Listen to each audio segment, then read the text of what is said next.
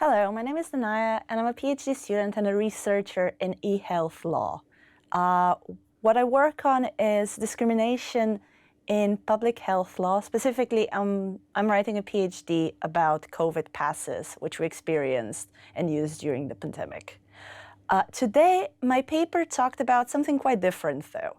Alongside my dissertation, I work on a project which helps people with Alzheimer's and Parkinson's connect with their caregivers by using technologies that are already on the market, such as Fitbits and cameras, in order to make sure that when the caregiver receives a message saying, for example, hey, your grandpa has been in the bathroom for an hour, there is no sign of movement, and the door is locked. Maybe you should go check on them.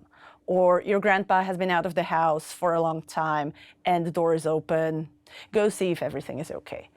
My role in the project is to watch out for the legal and the ethical questions. So we are dealing with patients who are in cognitive decline, and it can be challenging to adhere to the legal principles such as informed consent, giving sufficient information, transparency requirements, making sure that in following the privacy by default principle, we do not put the burden of ensuring privacy on the patient, but instead it is already built into the system. So you don't have to go to your grandma and say, hey, if you push this button, the camera will work, but if you don't want the mic to be on, you should press this one. This is not really going to be very effective in cases like these. So what we do instead is we try and design a system that takes into account genuine requirements of our patients to make sure that they can use technology in a way that is safe for them, that they know what is going on, and that they feel comfortable with that. So for example, many people find cameras in their home intrusive. So we decided not to use cameras in a home situation.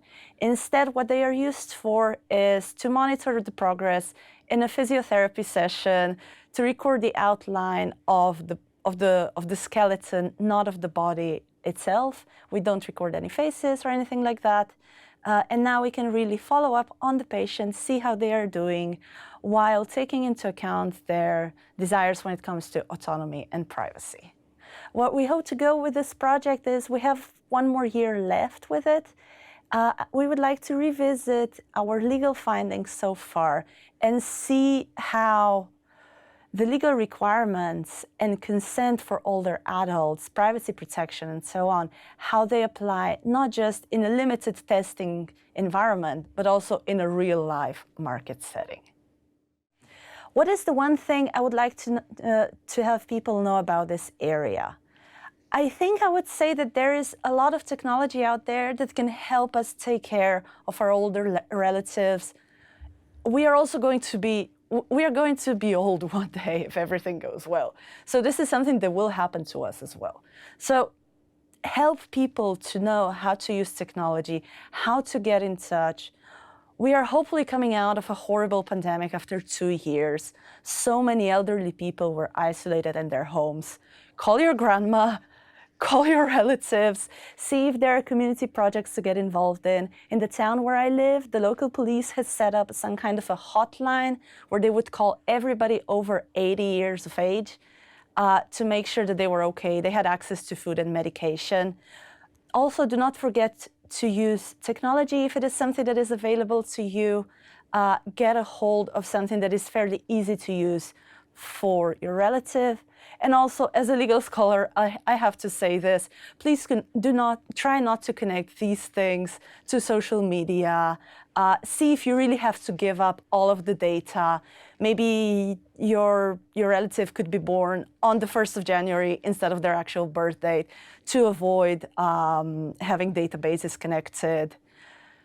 And what is my prediction for the progress in this area, or what would I like to see happen here? So I'm from Europe. Unfortunately, we don't have a lot of legal scholarship in this area. So we had to invent quite a few things to even get started with the project. One of the questions that I received today was about consent for older adults. Interestingly enough, European law has a rule for children's consent. So up to a certain age, it will be the parent or the guardian who gives consent. But there is no similar rule for older adults or people experiencing cognitive decline. So we had to take into account many non-binding rules, which in a test environment, it's fairly easy to do.